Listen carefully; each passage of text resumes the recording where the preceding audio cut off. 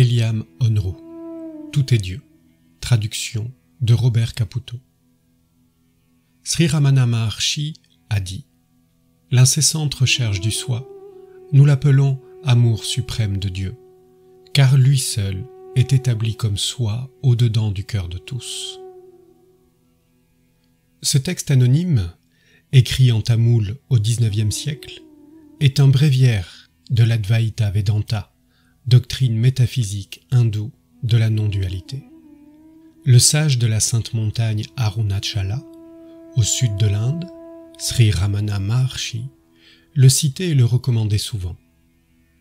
Ainsi, dans Une vie auprès de Ramana Maharshi, témoignage d'Annamalai Swami sur la vie à l'ashram de Sri Ramana, nous trouvons le passage suivant.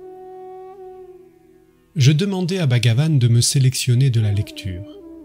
Il me donna une courte liste de 6 livres. Kaivalya Navanitam, Ribu Gita, Ashtavakra Gita, Eliam Onru, Swarupa Saram et Yoga Vasishta. Il mit un accent particulier sur Eliam Onru en me disant « Si vous voulez atteindre la délivrance, moksha, écrivez, lisez et pratiquez les instructions contenues dans Eliam Onru. »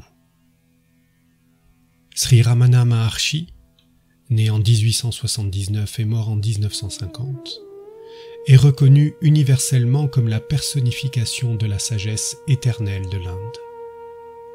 Pour beaucoup, il est l'équivalent contemporain de Sri Shankaracharya, sage et philosophe hindou du 8e siècle, fondateur historique de l'Advaita Vedanta. Plus exactement, Shankara fut le restaurateur d'une doctrine présente depuis toujours dans la tradition hindoue, notamment dans les textes du Vedanta, les Upanishads pour les plus anciens, la Bhagavad Gita et les Brahma Sutras. Ces textes ont été méthodiquement commentés par Shankara lui-même dans la perspective de la métaphysique non-dualiste. Pour Sri Ramana et l'Advaita, le soi, l'Atman, est l'unique réalité, l'unique cause en même temps que le témoin neutre de toute chose. Le soi est identique à l'absolu, Brahman. L'ego est une surimposition illusoire au soi. Sa perception du monde est tout aussi illusoire. Par la magie de Maya, le pouvoir d'obnubilation, l'ego et le monde semblent réels. Réaliser le soi, c'est voir la nature maïque et illusoire de l'ego et du monde. La voie de la connaissance, jnana, est en même temps voie d'amour, bhakti. La connaissance permet de discerner le réel de l'irréel. L'amour nous unit au réel, nous fait réaliser l'un. Ce petit livre s'adresse au lecteur avec des mots simples, loin du rigorisme shankarien, mais avec une authentique humilité qui force le respect. On est en bonne compagnie. Car comme le dit Chuon, l'humilité est la plus grande des vertus, pour la seule raison qu'elle tend vers la cessation de l'égoïté. Le sens de l'un et du sacré. La diffusion d'un texte comme celui-ci témoigne que les temps ont changé. Le temps du secret initiatique, quand les versets des Upanishads n'étaient prononcés que dans l'intimité du rapport de gourou à disciple, ce temps a cédé la place. L'heure est au dévoilement, à la révélation. En grec, révélation se dit apocalypsis, en français apocalypse. Ce mot n'a pris le sens de catastrophe finale qu'au XXe siècle. Mais son symbolisme biblique, notamment celui de la bête, grand principe d'illusion et de blasphème, est troublant. Pour les hindous aussi, l'ère des révélations marque la fin du cycle. Selon la tradition, nous vivons au cœur du Kali Yuga, temps de dilution, temps où se perd le sens du sacré, dont Chuon disait qu'il est, avec le sens du céleste, la mesure de la valeur humaine. En ces temps troublés, une telle divulgation n'est donc pas sans risque, les doctrines de l'unité comme l'Advaita Vedanta peuvent parfois être mal comprises par excès de simplification. Adeptes d'une voie directe, dépouillée, énonçant sans ambiguïté les ultimes ventes métaphysiques, les Advaitins n'en demeurent pas moins soumis à une hiérarchie et à des règles strictes, indispensables pour la réalisation de l'un. Les défauts d'humilité et de maturité spirituelle conduisent parfois l'ego à se prendre pour le soi, au lieu de s'effacer. Certains adeptes ont au fait de se croire élus, sûrs de l'imminence de leur réalisation, persuadés qu'il suffit d'avoir entendu parler de la vérité, d'avoir compris son énonciation pour qu'elle soit réalisée. Ces temps de confusion sont propices pour la floraison de l'orgueil spirituel et des gourous de pacotille. Pierre Féouga écrit justement « On n'est pas non-dualiste parce qu'on écrit pédantesquement l'équation Atman égale Brahman, ou parce qu'on a lu Shankaracharya, Chuang-Tzu, Ibn Arabi et Maître Eckhart. La doctrine la plus ésotérique et la plus simple du monde, cachée intimement au cœur de toutes les traditions, ne se laisse pas apprivoiser par des mots et des thèses universitaires. Tous les gens, au fond, sont dualistes, dont quelques-uns ont entendu parler de la non-dualité ou en écrivent. Mais qui la vit? Qui, dans l'intensité du désir ou de l'amour, sait assez bien se quitter pour être l'autre? Qui distingue si peu le mien du tien qu'il ne sait même pas qu'il donne quand il donne, qu'il reçoit quand il reçoit? Et qui, voyant la mort, saura s'y reconnaître? Autre écueil possible, il n'est pas rare d'entendre parler de spiritualité athée, notamment à propos du bouddhisme ou de l'Advaita Vedanta, ce qui est un non-sens, une vaine tentative de couper ces traditions spirituelles millénaires de toute transcendance. Car l'athéisme dont il est question ne se contente pas de nier la réalité d'un Dieu personnel, il refuse d'admettre celle d'un principe transcendant. Cela revient à nier toute spiritualité. Dans ce contexte, la profondeur de l'être ne peut dépasser la dimension psychologique. Dans une société aussi appliquée à tout aplatir, à tout désacraliser, tout est un, devient, tout est pareil. Et ce n'est pas l'unité qui est recherchée, mais l'uniformité. L'humanisme et la psychologie moderne ont-ils eu raison, en Occident, des aspirations métaphysiques? Ce qui semble certain, c'est que la religion du progrès a supplanté le culte des ancêtres et du sacré traditionnel. Depuis toujours, tous les peuples, toutes les civilisations humaines n'ont eu que respect et adoration pour les anciens, pour la sagesse transmise de génération en génération, pour l'âge d'or du passé. Une telle attitude exprime de la reconnaissance pour là d'où l'on vient, ainsi qu'une conscience lucide de ce que les Écritures définissent comme la chute dans la Bible ou le Kali Yuga chez les hindous. Dans les deux cas, l'écoulement du temps est synonyme d'éloignement du principe, donc de perte spirituelle, et le renforcement matérialiste n'en est que le corollaire, annoncé lui aussi par les Écritures. La civilisation de l'Occident moderne croit voir dans cette solidification, dans ce progrès matérialiste, et donc ce déclin spirituel, comme une bonne nouvelle. Pour la première fois, le passé n'est plus à glorifier mais à dépasser, à oublier. Loin de vénérer les anciens pour ce qu'ils ont transmis, on les plaint, eux et leur temps, pour avoir si peu connu le progrès. Chaque nouvelle génération ne doit songer qu'à améliorer l'héritage reçu. La vérité de nos anciens sages, fondée sur l'un primordial, est remplacée par la quête insatiable pour la satisfaction des désirs et du confort. La recherche du soi est remplacée par l'adoration de l'ego, la volonté divine par les caprices du moi-je. L'unité et l'intériorité sont abandonnées pour la multiplicité et l'extériorité. Tout est donc mis à plat, au ras du plancher. L'idéal est qu'il n'y ait plus rien de supérieur. Parler de plus qu'humain, c'est revenir au passé. C'est remettre en cause les avantages acquis. par les révolutions et les conquêtes scientifiques. Les théories plus que répandues du chaos originel, des hasards de l'évolution, etc., pour expliquer l'existence, constituent la justification idéologique du matérialisme. Elles aboutissent à un rejet radical de l'idée d'une intelligence transcendante au monde. Le matérialisme ambiant tolère et trouve même sympathique des doctrines qui mettent l'accent sur l'étroite relation, voire l'identité entre le moi et le but suprême, pourvu que celui-ci ne prétende pas se situer au-delà de l'humain ou du physique. Plotin, dès le IIIe siècle, nous prévenait déjà. Quiconque pense que les êtres sont gouvernés par le hasard ou par un pouvoir spontané et qu'ils sont dominés par des causes corporelles est repoussé bien loin de l'idée de Dieu et de la notion de l'un. L'approche matérialiste de doctrines comme le bouddhisme ou l'Advaita Vedanta aboutit dans une parodie de spiritualité, sorte de courant néo-spirituel, le réalisationnisme, qui n'est qu'un produit de consommation de plus sur le marché.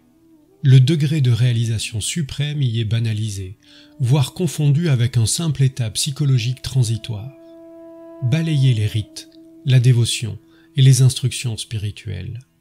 Emporter aussi, dans ce même coup de balai, toute vraie possibilité de contempler la réalité ultime.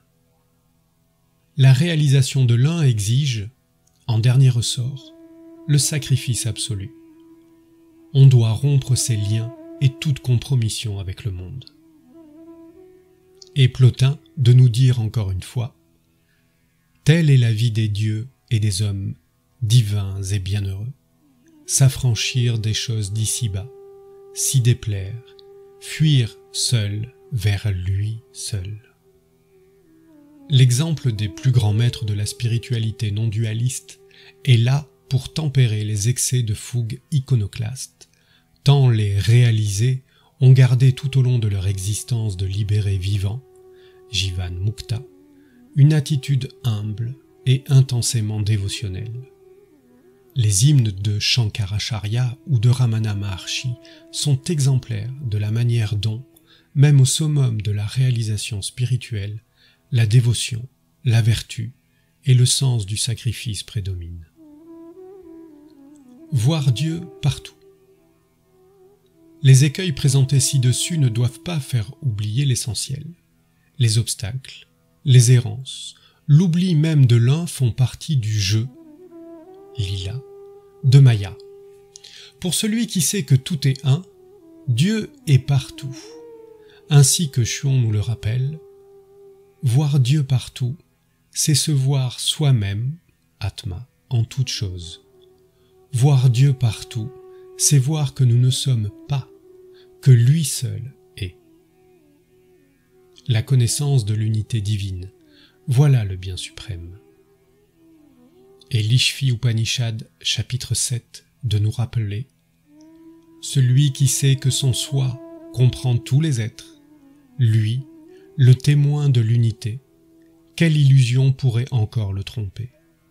Quelle souffrance pourrait encore l'atteindre ?» De nombreux maîtres, dans des voies a priori éloignées de l'hindouisme, ont célébré l'unité divine, à l'image de Plotin, déjà cité auparavant, et du Christ, dans l'évangile de Jean, chapitre 10, verset 30. Le Père et moi sommes un. Maître Eckhart, le plus védantin des sages chrétiens, ne cesse de le rappeler. Dieu est le même un que je suis. Et Dieu n'est ni ceci ni cela, comme ces choses multiples. Dieu est un.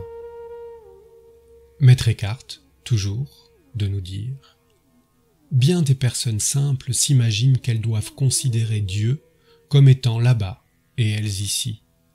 Il n'en est pas ainsi. Dieu et moi sommes un. » Le taoïsme n'est pas en reste, avec Lao Tse. Le saint homme embrasse l'un. Il est exemplaire pour le monde. Et le soufisme, avec Balyani, le tout est un, et l'un est tout.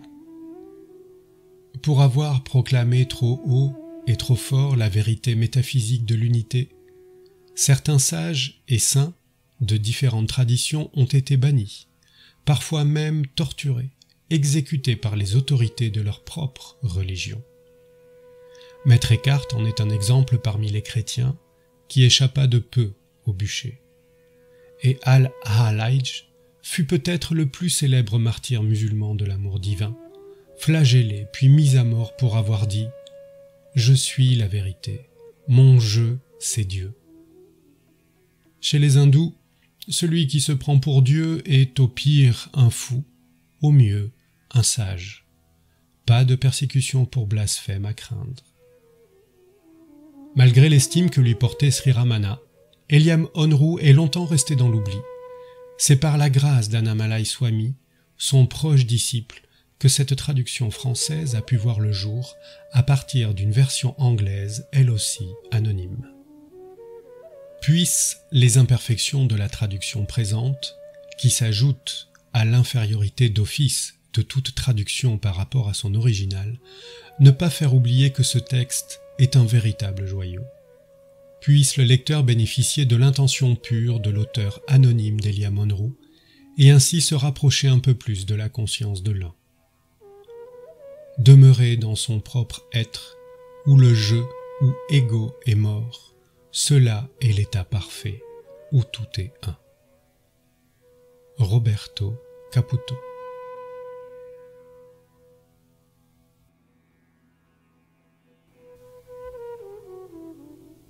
Préface de l'auteur. Comme tous les êtres vivants, les hommes cherchent à atteindre le bonheur et à échapper à la souffrance.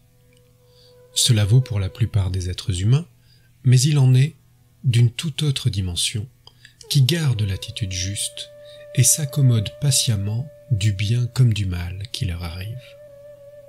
La compagnie de tels êtres est autrement profitable que celle des gens ordinaires. Le bien ne peut advenir au monde que grâce à ces hommes de dimension supérieure. La question se pose alors, qu'est-ce que le vrai bien ? Malgré l'importance de cette question, une réponse claire n'a pu être trouvée, car le bien est déterminé en fonction des circonstances. Une œuvre de recherche sur le sujet, aussi complète fût-elle, oubliera d'envisager telle ou telle circonstance déterminante. Par conséquent, il s'avère nécessaire pour tous de réaliser l'état qui rend apte à évaluer les situations et à déterminer ce qu'est le vrai bien. Cet état est unique. Aucun autre ne lui est comparable. Bien qu'étant l'unique, il est étonnant que pour le sens commun, il soit jugé excessivement rare. Quoi de plus extraordinaire ? Cet état unique est très clairement décrit dans les Upanishads. Dans ce livre, j'expose la même vérité, selon ma compréhension. Je ne prétends pas à une quelconque originalité. Ce n'est que mon devoir. Les chapitres de ce livre sont intimement liés, au point que tel aspect attendu ici sera traité là. De plus, certains aspects ne paraissant pas clairs après une lecture superficielle, s'éclaireront par une étude plus approfondie. Mais il y a peut-être plus à apprendre auprès d'œuvres ou de sages majeurs. Mère universelle, Maître véritable, venez nous en aide.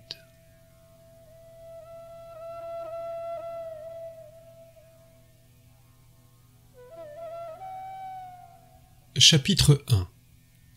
Unité. Tout, incluant le monde que tu vois, ainsi que toi-même, le témoin du monde, tout est un.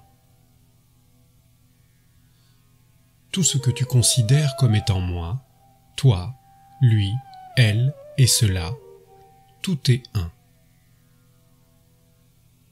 Les êtres sensibles, ainsi que l'inerte et l'insensible, la terre, l'air, le feu et l'eau, tout cela est un.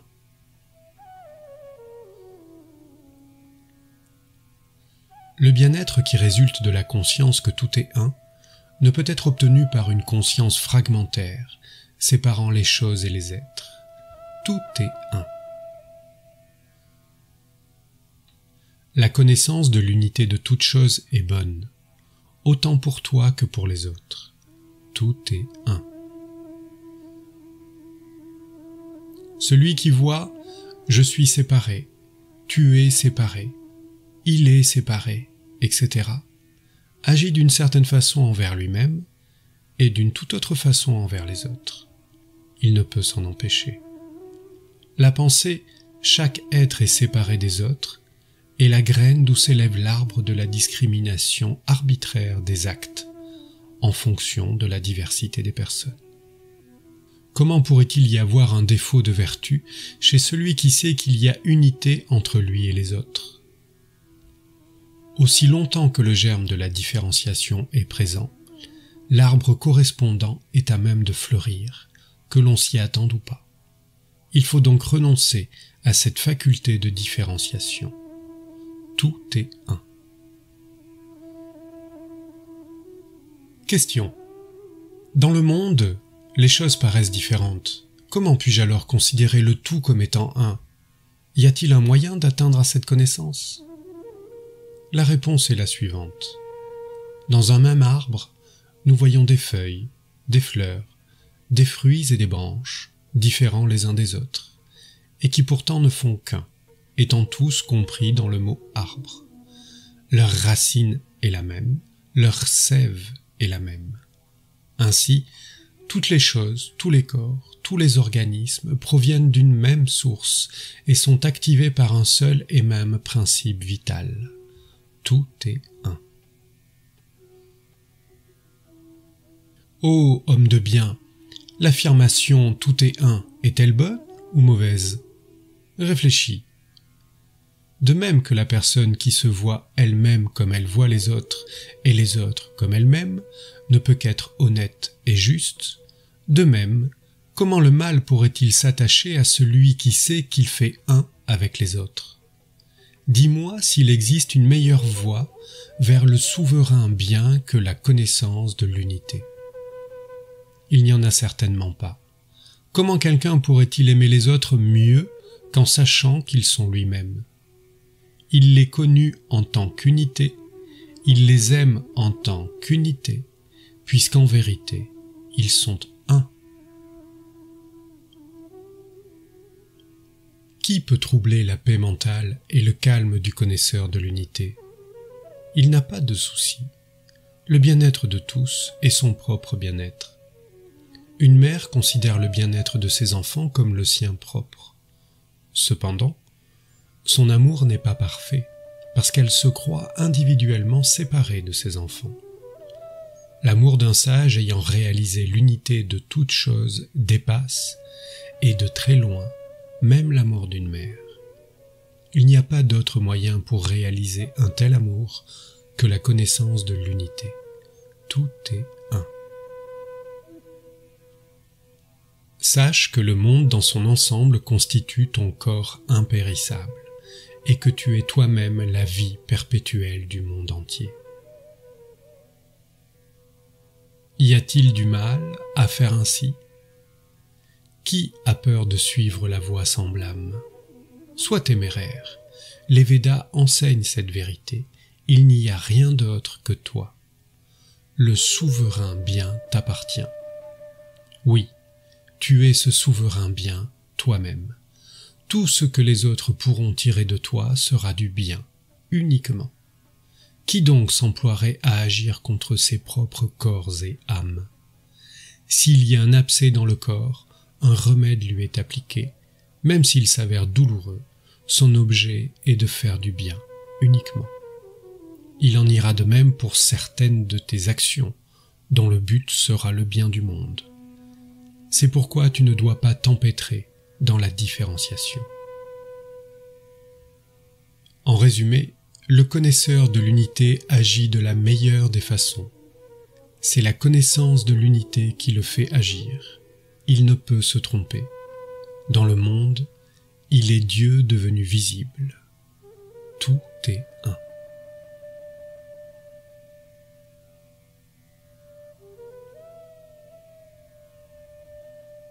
Chapitre 2. toi. Qui es-tu? Ce corps, est-ce toi? S'il en est ainsi, pourquoi n'as-tu pas conscience du serpent qui glisse sur lui lorsque tu es en sommeil profond? Certainement, tu es autre que ce corps. Parfois, dans ton sommeil, tu as un rêve. Alors, tu t'identifies à un personnage. Ce personnage, est-ce toi?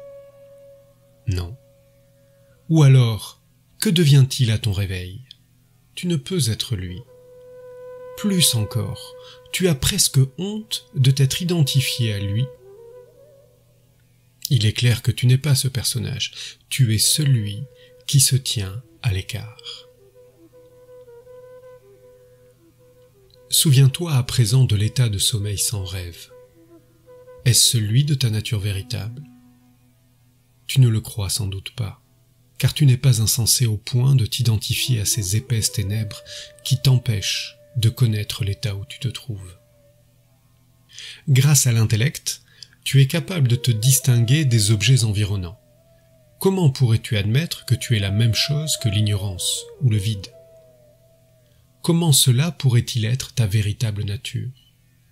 Ce n'est pas possible. Tu es le connaisseur qui sait que cet état est un voile obscur et dense recouvrant ta véritable nature. L'ayant condamné après en avoir fait l'expérience, tu sais que tu n'es pas cette sombre ignorance du sommeil profond. Tu es celui qui se tient à l'écart de cela aussi. Si tu admets que même ce corps grossier n'est pas toi, peux-tu imaginer être quelque chose d'autre de plus éloigné? Non.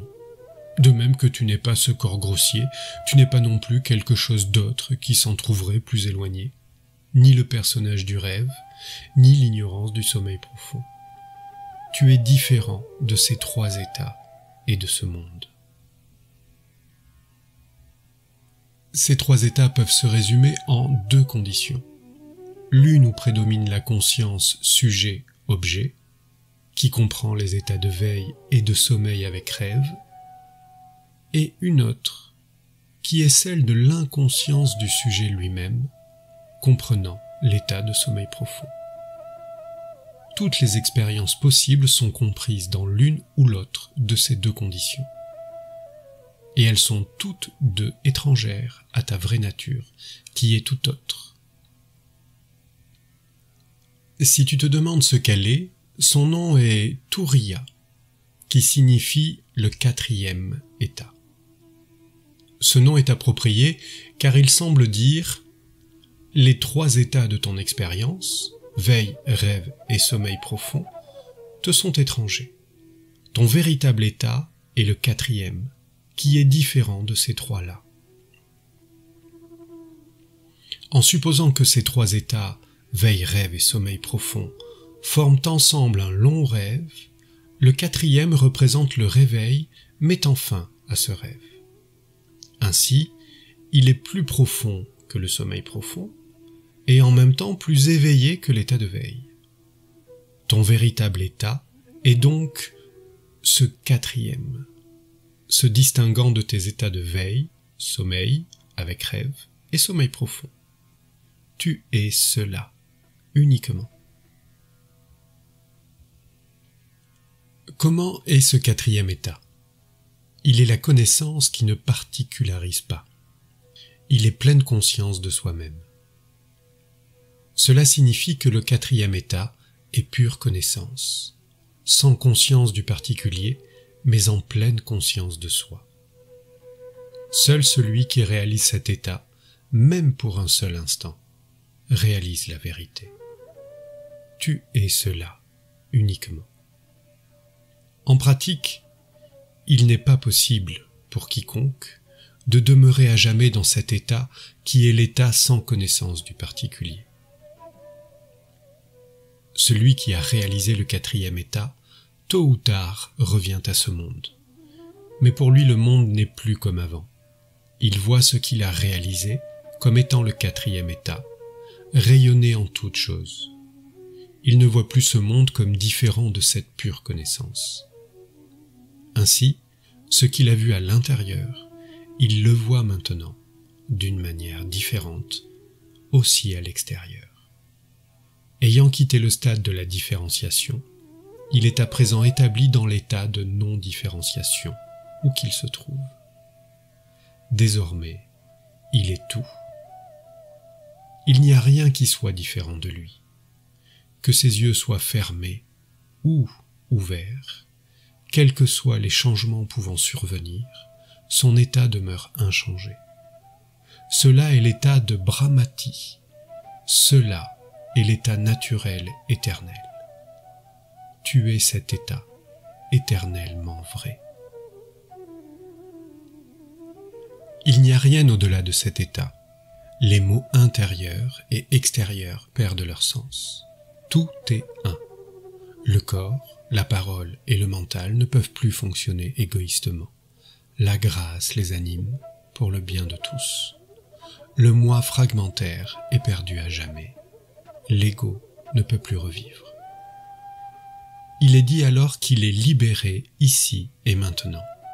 Il ne vit pas parce que son corps vit, ni ne meurt parce que son corps meurt. Il est éternel. Il n'y a rien d'autre que lui. Tu es celui-là. Qui est Dieu ? Il est grâce. Qu'est-ce que la grâce ? La conscience sans l'ego fragmentaire. Comment peut-on être sûr qu'un tel état existe ? Seulement en le réalisant. Les Védas louent celui qui réalise cela comme étant celui qui a réalisé Dieu, devenant un avec lui. C'est pourquoi ce que le monde peut nous apporter de meilleur et ce que nous pouvons lui rendre de meilleur, c'est la réalisation de cet état. En fait, il n'y a pas d'autre état que celui-là. Les autres n'apparaissent que dans l'ignorance. Pour celui qui sait, il y a un état uniquement. Tu es cela.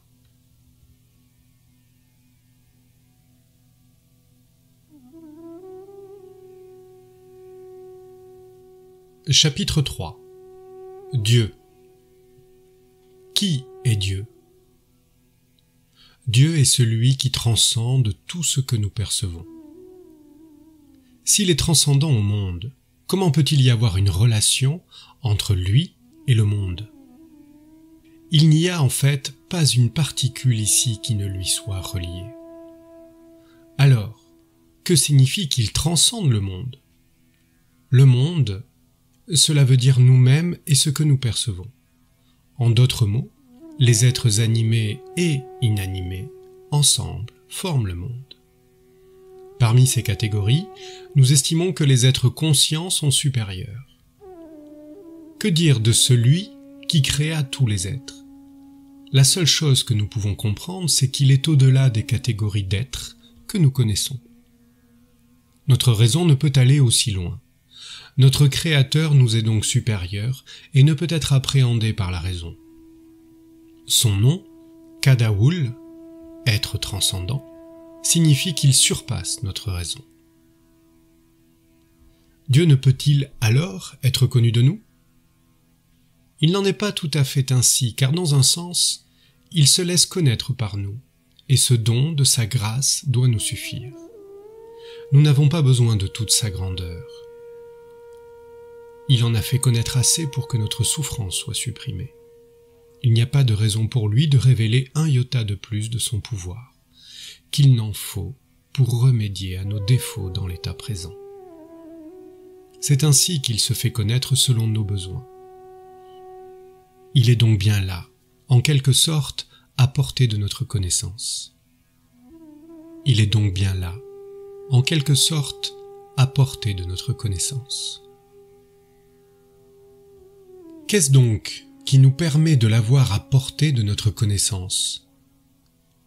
Le fait qu'il est connu en tant qu'être, conscience, béatitude. L'être, sat en sanskrit, désigne l'impérissable, ce qui est pour l'éternité. S'il venait à cesser d'être, ne fût-ce qu'un moment, qui serait son destructeur ? Qui l'a créé ? La nature impérissable de toute chose nous enseigne que tout est dirigé par l'un impérissable. Ce Seigneur des Seigneurs, immortel, est Dieu. Sa nature impérissable est l'être, Sat. Par conscience, Chit en sanskrit, il faut entendre connaissance. Connaissance absolue, opposée à la connaissance ordinaire, sujette à l'erreur. Ni l'irrégularité ni l'erreur ne peuvent l'entacher. C'est la connaissance pure et simple. Celui qui est à l'origine de la création, si parfaite et ordonnée, même parmi les êtres inanimés, nous enseigne fréquemment ainsi. Ta connaissance est irrégulière et erronée. Une histoire célèbre raconte l'étonnement d'un incroyant devant l'un des prodiges de la nature. Pourquoi a-t-il fait si petite la graine de l'arbre banyan qui est si grand? Un système où même les objets inanimés sont en ordre et ont une fonction utile est forcément dirigé par un pouvoir conscient. Est-ce qu'un simple objet inanimé peut faire quelque chose relevant de la connaissance infaillible? Et notre mode de connaissance imparfaite le peut-il? Non, ce n'est pas possible. C'est pourquoi il est dit que Dieu est conscience, Chit. La béatitude, ou félicité, Ananda en sanskrit, est l'état libre des désirs. C'est la plénitude de paix. S'il lui restait encore le moindre désir, comment pourrait-il être meilleur que nous-mêmes? Comment pourrions-nous obtenir de lui la félicité? Lui-même aurait alors besoin d'un autre être pour satisfaire ses désirs. Mais qui peut concevoir Dieu ainsi? L'état de satisfaction intérieure caractérise la félicité. C'est pourquoi il est félicité, ou béatitude, Ananda. Être, conscience et béatitude sont inséparables. Individuellement, ils sont sans valeur. C'est pourquoi il est connu, lui, en tant qu'être, conscience, béatitude, Satchitananda en sanskrit. Celui qui a réalisé le quatrième état et voit tout en tant qu'un, celui-là connaît vraiment Dieu en tant qu'être, conscience, béatitude. Les mots ne peuvent exprimer, ni les oreilles entendre, à quel point un tel être est uni à Dieu. C'est une question de réalisation, et il existe des voies et des moyens pour une telle réalisation. Ils peuvent être énoncés, appris et mis en pratique. Celui qui peut réaliser ainsi est Dieu. Il n'a pas de nom, nous lui donnons un nom. Il n'a pas de forme, nous lui donnons une forme. Est-ce condamnable? Quel nom n'est pas le sien? Quelle forme n'est pas la sienne? Quel est le son, la forme où il ne se trouve pas? C'est pourquoi, en l'absence de la vraie connaissance de ce qu'il est, tu peux le nommer comme tu préfères, ou l'imaginer sous la forme qui te convient le mieux pour garder son souvenir. Tout espoir d'obtenir sa grâce sans aucun effort est complètement vain. S'il était possible d'obtenir sa grâce de cette façon, tout serait pareil. Il n'y aurait aucune raison pour qu'il existât des différences. Il nous a montré les voies et les moyens. Efforce-toi, atteins le but, sois heureux. Ta paresse et ton égoïsme te font espérer sa grâce sans aucun effort. Or, la règle est valable pour toi comme pour tous. Ne relâche pas tes efforts. Dieu ne peut être réalisé que par ton effort. Il est un effort qui surpasse tous les autres. Il peut paraître moins efficace que la dévotion à Dieu avec nom et forme. Pourtant, c'est bien celui-ci le plus efficace. C'est tout simplement l'amour que tu portes à tous les êtres, pour le meilleur et pour le pire. En l'absence d'un tel amour pour tous, ta dévotion envers Dieu n'est que parodie. Quel sens cela a-t-il pour Dieu si tu recherches auprès de lui la satisfaction de tes désirs sans faire ton devoir envers les malheureux. Il n'y a là que pur égoïsme. Il n'y a pas de place auprès de Dieu pour des personnes aussi égoïstes, seuls les actes désintéressés y ayant droit de citer. Par conséquent, sachant bien qu'il est au centre de toute chose, dévoue-toi à lui. Dieu est celui qui suscite la plus haute dévotion. À mesure que tu attribues des noms et des formes à Dieu, tout en faisant preuve d'amour pour tous les noms et formes, ayant compris qu'ils sont tous siens, ton mental va mûrir progressivement. De même que le goût d'un fruit s'améliore à mesure de sa maturation, de même en va-t-il, en toi, de la croissance du bien et du déclin du mal. À un certain stade de la maturation de ton mental, le moment viendra où il te faudra rencontrer ton maître. Ceci ne signifie pas que tu dois aller à sa recherche ou lui à la tienne. Au moment voulu, la rencontre aura lieu, chacun s'y étant dirigé à sa manière. C'est votre complémentarité qui vous amènera à vous rencontrer, qui établira ta confiance en lui, adaptera son enseignement pour toi et te rendra apte à le suivre. Celle-là est la voie directe pour aller à Dieu, qui est de réaliser le 4e état. Tu suivras la voie et atteindras ton but, qui est être, conscience, béatitude, qui est Dieu. La voie enseignée par le Maître est définitive, directe. Dirigée vers l'unité, elle est naturelle et sans artifice, éprouvée depuis longtemps, non douloureuse. Lorsque tu es sur cette voie, il ne peut plus y avoir ni doute ni peur. La peur et le doute ne sont-ce pas les caractéristiques des voiles des ténèbres? Comment pourraient-elles te rencontrer dans la voie de la vérité qu'enseigne le Maître? Ainsi, la voie te parlera d'elle-même, t'indiquant le bon chemin. Alors, il ne te restera plus qu'à rencontrer ton Maître et à apprendre de lui. Cette voie vous est commune, à tous les deux, par la volonté de Dieu. Avant toi, ton Maître l'a parcouru. Il te montrera le chemin et tu le suivras. À combien d'autres enseigneras-tu ce même chemin? Et combien d'autres suivront-ils après? D'évidence, la peur et le doute n'ont pas de place dans la voie de la vérité. Une fois que tu auras fait un pas en avant, tu ne reculeras plus. L'aide du Maître est effective pour ce premier pas uniquement. Tu n'as besoin de rien faire pour que la voie te soit enseignée par ton Maître. Sache qu'il est le messager de Dieu, envoyé pour révéler la voie à ceux qui sont prêts, qui ont mûri par leurs propres efforts, accomplis dans l'une ou l'autre des deux directions dont nous allons parler. C'est Dieu qui envoie ce messager divin dès que le degré de maturité suffisant est atteint. La pratique avec foi, mais sans connaissance, est nommée bhakti. La même avec connaissance est nommée jnana. Il y a deux sortes de bhakti.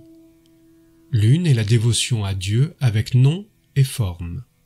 L'autre est l'amour pour tous les êtres, karma en sanskrit. Jnana aussi est divisé en deux. La pratique de la voie juste enseignée par le Maître, nommé yoga, et l'état qui en résulte, qui est pur jnana. Il est naturel de croire à quelque chose que l'on ne voit pas pour finalement le trouver. Ceux qui ne croient pas ne trouvent jamais. Les croyants, tôt ou tard, réussiront. Les non-croyants, jamais. Tu peux croire même pour la seule raison que la foi en Dieu ne fait pas de mal. Tu en recevras ta part d'effets bénéfiques. Ce monde existe uniquement pour susciter la foi en toi. Voilà le but de la création. Aie la foi et tu pourras atteindre Dieu. Même si tu ne crois pas à tout ce qui est dit de Dieu, crois au moins qu'il y a Dieu. Cette graine révèle une grande puissance lors de sa croissance, au point qu'elle peut tout nier et tout remplir par elle-même. Sa toute-puissance est telle que tu ne verras rien d'autre que Dieu, même pas toi-même.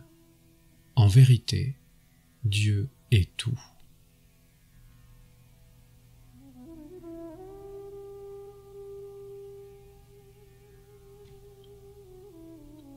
Chapitre 4.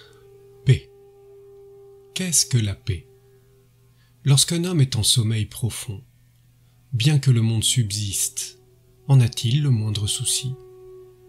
Son mental est tranquille et reposé.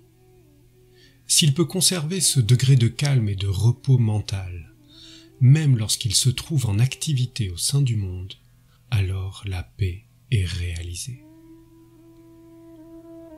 Le mental peut-il demeurer ainsi, même lorsque nous sommes confrontés au monde?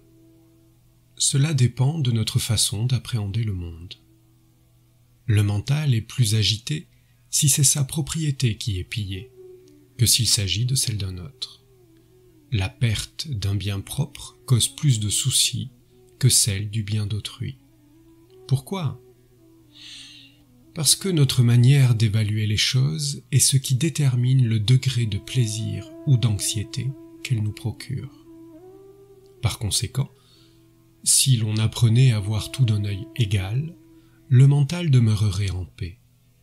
Le mental qui sait que les affaires de l'univers dépassent ses compétences se tranquillise nécessairement.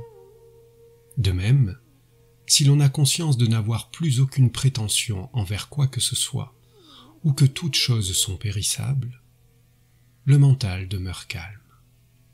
Ainsi, la paix s'installe durablement si l'on porte sur toute chose un regard équanime. La paix dépend de la façon dont le mental appréhende les choses. Illustration de ce qui précède. Un homme se réveille après avoir fait un rêve.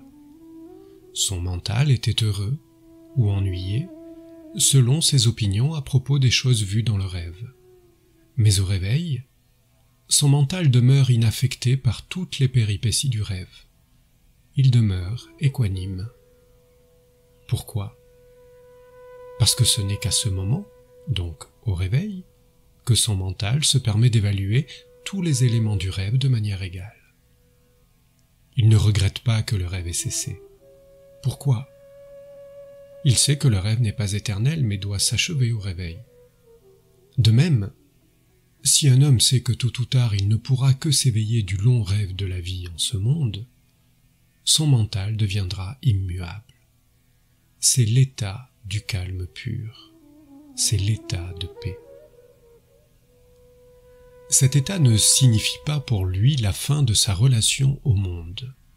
Seule la paix et le calme du mental lui appartiennent. Ses actes ne pourront que s'adapter aux circonstances. Le seul changement qui soit intervenu avec ce gain de la paix mentale est le suivant. Son mental a connu la vérité et réalisé le détachement. Par conséquent, il repose, paisible. Ses actes, bien que pouvant varier, demeurent impartiaux.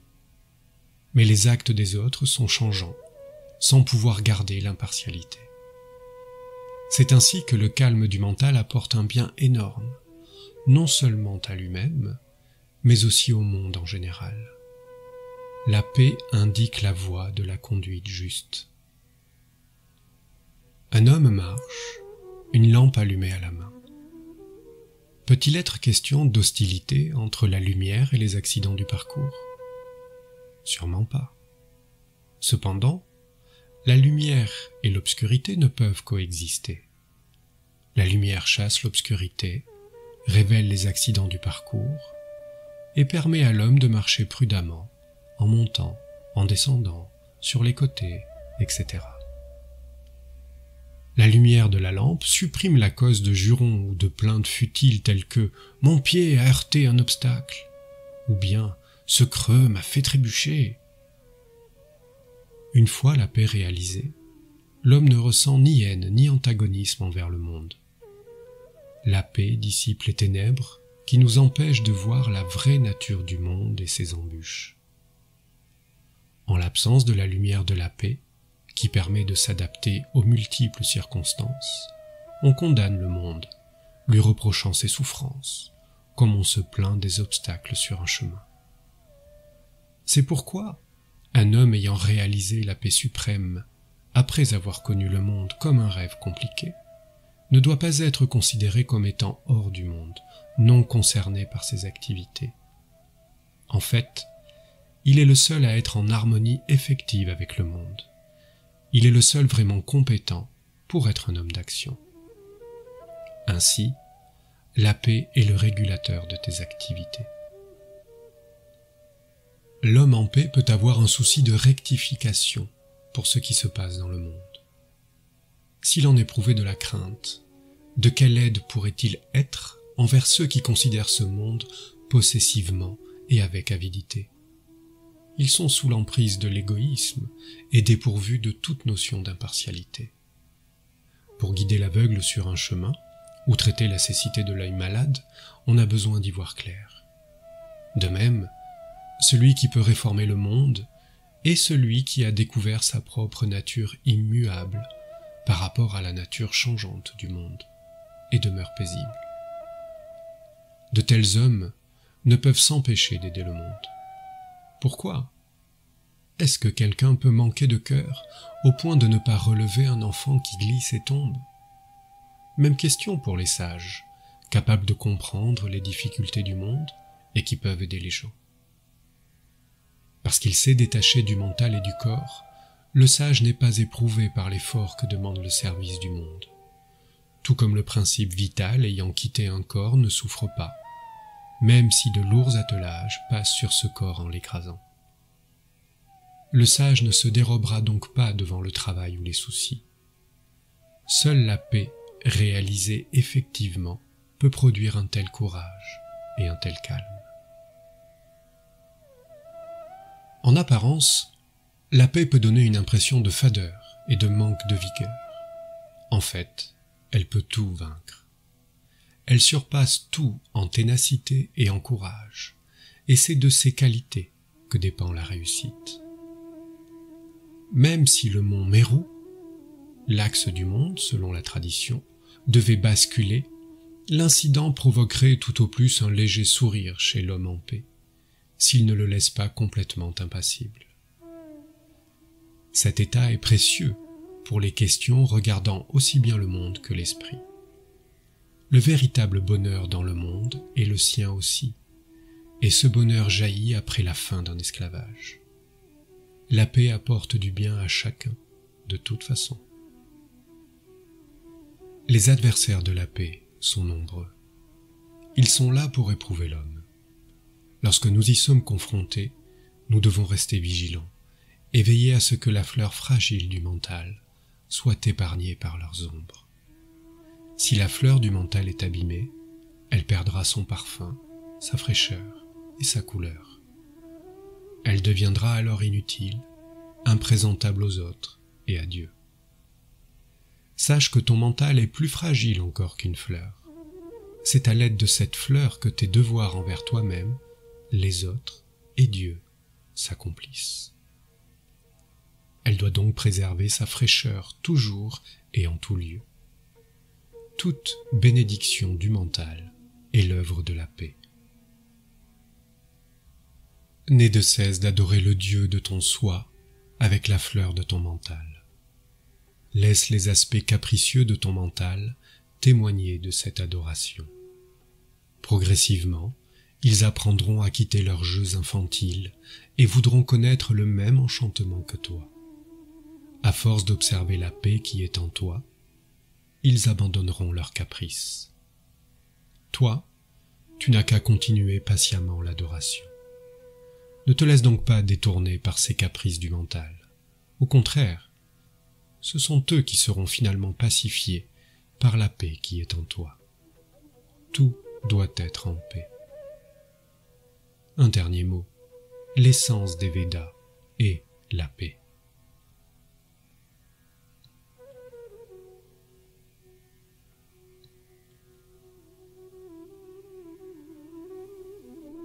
L'action. Toute action appartient à Dieu. Son œuvre a inscrit chaque chose dans ses fonctions individuelles. C'est par lui que les êtres, animés ou inanimés, jouent leur rôle. Toutes les actions lui appartiennent. Chaque être fait ce qui lui correspond. Qu'est-ce que Dieu a à voir avec cela? Nous nous intéresserons aux objets inanimés un peu plus tard. Nous sommes des êtres sensibles. Voyons d'abord qui est l'auteur de nos actions. Tout le monde souhaite améliorer son état et y travaille. Mais les résultats diffèrent, bien que le but et le travail soient identiques. Pourquoi cette différence dans les résultats? Ici, Dieu nous fait comprendre qu'il est l'auteur de l'action. Autrement, tous les résultats devraient être identiques. Les différences de conditions n'expliquent rien. Peut-il exister quelqu'un ne souhaitant pas améliorer sa situation? Quelle que soit son intention envers les autres, chaque individu est certainement honnête dans son intention envers lui-même, par exemple pour améliorer sa situation. Cela n'empêche pas qu'il y ait des différences de conditions de l'un à l'autre. Toutes les actions sont l'œuvre de Dieu. Tous les êtres ont la même intention. Cependant, leurs efforts varient de l'un à l'autre, ainsi que leurs états. Ayant dit cela, une question se pose. Qu'est-ce que l'effort? N'est-ce pas simplement un concept mental? Tous ces concepts ont la même origine, à savoir cette intention commune à tous d'améliorer sa situation. Alors pourquoi ce concept mental de l'effort à accomplir diffère-t-il d'un individu à l'autre? Ici aussi, Dieu nous enseigne que toutes les actions lui appartiennent. S'il est établi que, malgré l'intention commune, l'effort varie selon les capacités individuelles, la question se pose de savoir qu'est-ce qui conditionne ces capacités. La source est dans le corps et le mental. L'environnement peut aussi influer. Avant de faire un effort, l'on doit tenir compte de tous les facteurs. Cependant, nous n'avons pas un contrôle suffisant de ces facteurs, pouvant faire coïncider exactement l'effort avec la tâche à accomplir. Toutes les actions appartiennent à Dieu. À présent, si l'on dit que le corps, le mental et l'environnement vont progressivement s'ajuster à la tâche à accomplir, on avoue implicitement l'incapacité initiale. Ceci revient à admettre que toutes les actions sont l'œuvre de Dieu. Cela est-il bon ou mauvais que les gens n'atteignent pas leur but? C'est certainement une bonne chose. Pourquoi? La plupart des gens sont égoïstes. À toi de juger si leur succès est bon pour le monde ou non. Peut-être te demandes-tu alors pourquoi les efforts des personnes non égoïstes ne sont pas tous couronnés de succès. Le plus souvent, bien qu'en apparence ils semblent ne pas être égoïstes, ils ne sont pas sans défaut. Cela dépend de l'ego. Si le non-égoïsme supposé engendre une sensation de supériorité sur nos semblables, Dieu se charge de freiner nos ardeurs et de nous rappeler « Vous aussi, vous êtes comme les autres, et c'est moi qui vous gouverne. » Le véritable représentant de Dieu est dépourvu d'égoïsme et d'ego. C'est parce que Dieu brille à jamais en lui. En d'autres termes, que le nuage de l'ego n'est plus là pour lui cacher Dieu, que toutes ses intentions se concrétisent. C'est donc un homme de bonne volonté. Dieu rayonne directement à travers lui, en qui il n'y a pas de ténèbres. Il est le seul à connaître l'intention divine telle qu'elle est. Dieu accomplit à travers lui le but de sa création. Toutes les actions sont l'œuvre de Dieu. À la question « N'existe-t-il pas au moins une de ces personnes de bonne volonté ?» Pourquoi le monde n'en reçoit-il pas le plein de bénédictions? Il y a un secret dans tout ceci. Les sages qui savent que toutes les actions sont l'œuvre de Dieu se vouent à le faire savoir aux autres. Il n'y a pas de bien plus précieux que cette connaissance. Les actions sont l'œuvre de Dieu, non la nôtre. Cette connaissance contient en elle toutes les bénédictions. Il n'y a pas de bien plus précieux que cette connaissance. Les actions sont l'œuvre de Dieu, non la nôtre. Cette connaissance contient en elle toutes les bénédictions. C'est pourquoi le propos des sages est d'éclairer les autres à l'aide de leur connaissance de Dieu et ses actions. Ils ne disent pas « connais Dieu tout de suite », mais ils enseignent les voies et les moyens de la connaissance et encouragent les gens à suivre le droit chemin. C'est tout. Ils ne disent pas « sois délivré à l'instant, puisque le commun des mortels en est incapable ». Les sages n'enjoignent pas Dieu de libérer les gens immédiatement, puisqu'ils sont dépourvus d'ego et savent « Dieu sait ce qu'il a à faire, et il le fait. Que pourrais-je lui demander de plus ?» Ainsi, ils souhaitent seulement faire leur devoir, sans en récolter les fruits. Ils ont compris que seul Dieu distribue les fruits des actions. Ils observent simplement le déroulement des choses dans le monde, jouent leur rôle et ne songent jamais à recréer un monde à eux, ce qui ne serait qu'une forme d'égoïsme. La création est exactement comme elle doit être. Tout est en ordre. Toutes les actions sont l'œuvre de Dieu. Sachant que leurs actes sont subordonnés au pouvoir divin, comment pourraient-ils envisager d'agir à contre-cœur? Non, ils ne peuvent pas même y penser. Ils feront leur travail comme un devoir. Les Écritures disent « Fais le travail, mais ne pense pas à ses fruits ». De même que la colère échappe inconsciemment au contrôle d'un homme, même s'il est déterminé à ne pas se mettre en colère et à rester calme, de même, les sages à l'intention vraie peuvent être choqués par les injustices apparentes du monde et penser sans s'en apercevoir « Dieu, faites que survienne le bien ». Alors, cela se produira certainement, et c'est ce qui explique les événements extraordinaires dans le monde. Les grands bouleversements sont le résultat d'un vœu dérobé dans le mental d'un sage. C'est la loi de la nature. Qui peut la changer? Toutes les actions sont l'œuvre de Dieu. Quoi qu'il arrive, c'est dans l'ordre naturel des choses. Donc, c'est juste. Tout ce qui arrive par son action. En ce sens, il n'est pas faux de penser que c'est lui qui fait voler le voleur, puisqu'à l'heure du châtiment, c'est aussi lui qui fait souffrir le voleur pour son méfait, ni plus ni moins. Il ne devrait pas y avoir d'hostilité envers le voleur. Tel est le fruit de la connaissance que toutes les actions sont l'œuvre de Dieu. Mais même s'il n'y a pas d'hostilité envers le voleur, notre rejet pour l'acte de voler demeure. Cela aussi est le résultat de notre connaissance que toutes les actions sont l'œuvre de Dieu. Comment?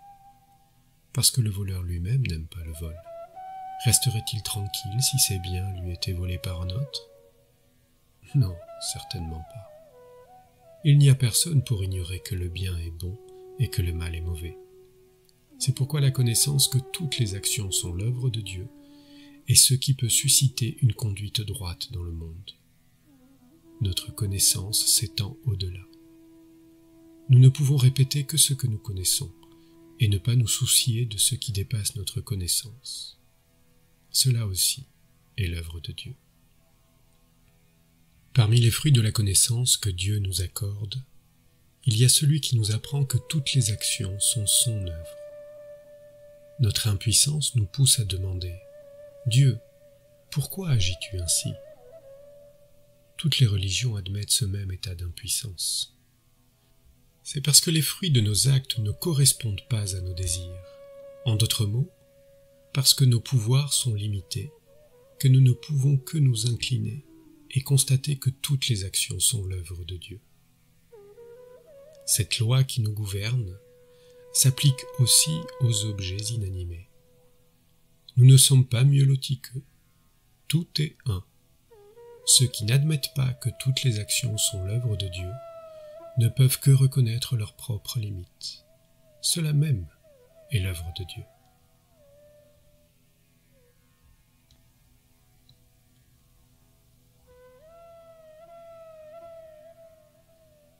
Chapitre 6. L'ego. Ô ego, tous les maux du monde prennent leur source en toi. Dans le but de t'éliminer, les rois font des lois et les sages donnent des enseignements. Malgré leurs efforts depuis la nuit des temps, hélas, tu es toujours vivant. Tu te caches seulement et réapparais encore et encore. N'as-tu donc pas de fin ? Oh si, et sûrement elle approche. Un autre ego a commencé à t'éliminer. C'est l'ego universel, dont le nom est « Je suis Brahman », Aham Brahmasmi. Hé, ego, détrompe-toi. Ton ennemi n'est pas de ton espèce. Tu es périssable, alors qu'il ne l'est pas. Tu te prends pour je, parce que tu différencies toujours je, tu, il, etc. Mais lui est libre de ses concepts. Il harmonise les différences et résorbe tout en lui-même. Ton hostilité à son égard naît de ce que tu le vois s'élever pour t'anéantir. Mais lui n'a aucun mauvais sentiment pour toi, puisque tu ne peux te trouver là, en sa présence. Il te voit comme une partie de lui-même. C'est ta propre imposture qui cause ta perte en sa présence. Il ne songe même pas à te tuer, car tu ne comptes pas à ses yeux. C'est pourquoi, ego, tu te considères comme son ennemi, mais lui ne se prend pas pour le tien. En un mot, tu es ton propre ennemi. Par orgueil, tu t'es vanté devant lui, comme tu le fais en tout lieu. Dès lors, tu es perdu. C'est ainsi que le soi universel t'efface, t'ayant absorbé, brillant en tant que lumière absolue. Hé, ego, les ravages de ton action sont sans limite. Tu n'es satisfait que si tu es glorifié devant les autres, et si les autres sont abaissés devant toi.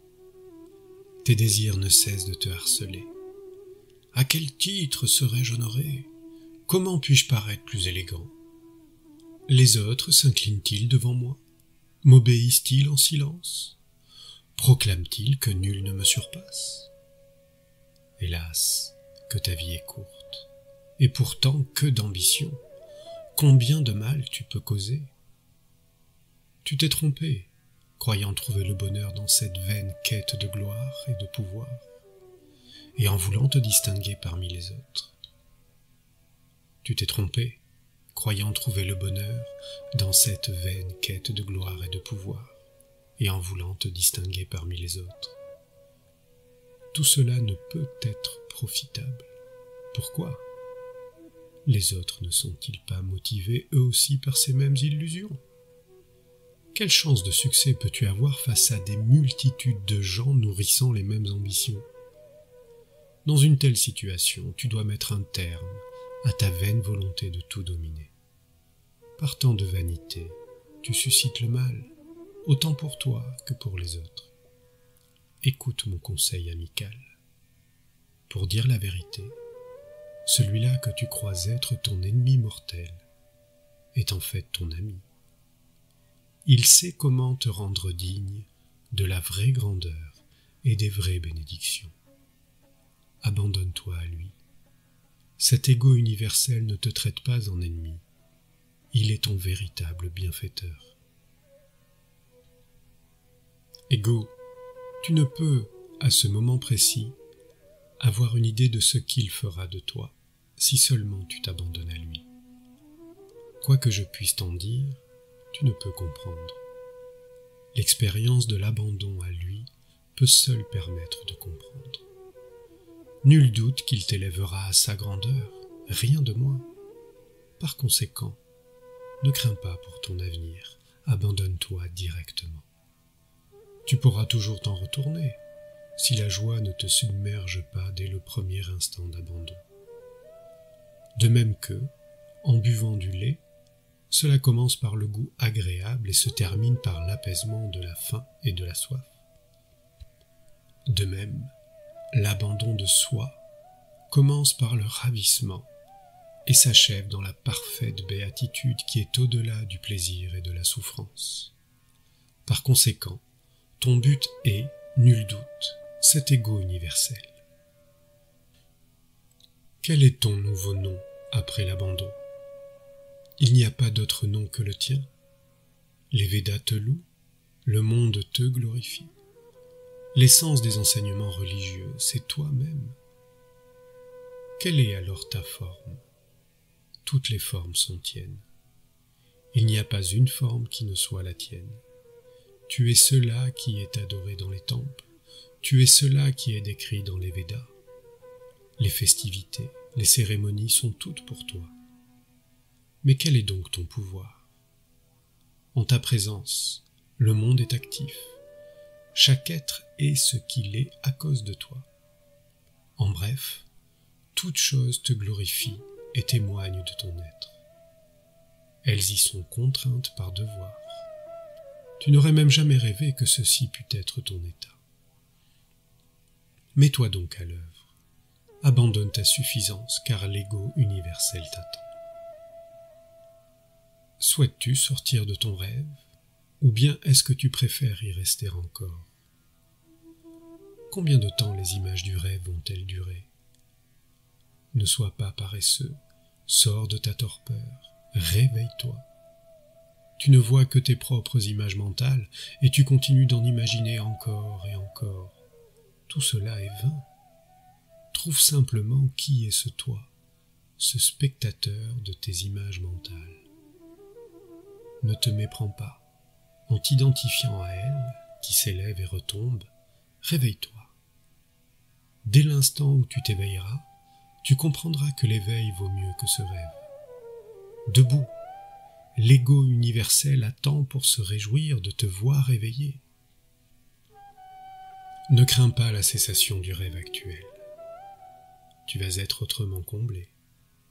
N'étant plus dans l'illusion, tu vas assister en spectateur à cette imagerie mentale, sans en éprouver de trouble, mais avec un sourire. Cela te semblera être une plaisanterie, non plus un fardeau. En rêve, ton imagerie mentale semble avoir des formes réelles. Au réveil, tu sais que le rêve est seulement un rêve. Ne prends pas l'état de rêve pour celui de veille. Connais le rêve en tant que tel. Faisant ainsi, tu dois atteindre l'état de « Je suis Brahman », l'ego universel. Je m'adresse à toi pour ton bien, non pour mon intérêt. Que faire si la foi te manque, si tu ne suis pas les enseignements, ou si tu quittes le chemin, faute de récompense immédiate? Comment puis-je t'aider si tout l'enseignement des saints s'avère vain pour toi? Il n'y a pas d'état plus élevé que celui-ci. Il est pour ton bien et, à travers toi, pour les autres aussi. Quitte ta suffisance dès maintenant. Commence tout de suite.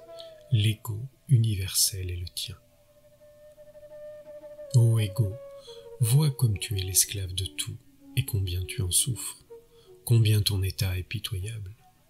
Tout n'est qu'hostilité autour de toi. Lorsque tu dis « à moi », tous les autres rivalisent « à moi ». Lorsque tu dis « je suis grand », ils protestent « comment ? C'est moi qui suis grand ». Tu es le seul à ne pas t'être hostile. À cause de tous ces soucis, tes productions mentales se multiplient indéfiniment. N'est-ce pas le moment d'en profiter pour lâcher prise? Si tu dis « tout est à vous », chacun deviendra ton ami. Il en est un qui peut te rendre aussi magnanime, et c'est « Je suis Brahman », l'ego universel. Il ne reste qu'un mot à dire. Ce n'est pas le produit de mon égoïsme, mais simplement mon devoir. Je ne dis ce mot spécialement ni pour toi, ni pour mon bien. C'est pour le bien de tous. La vérité est « Je suis Brahman ».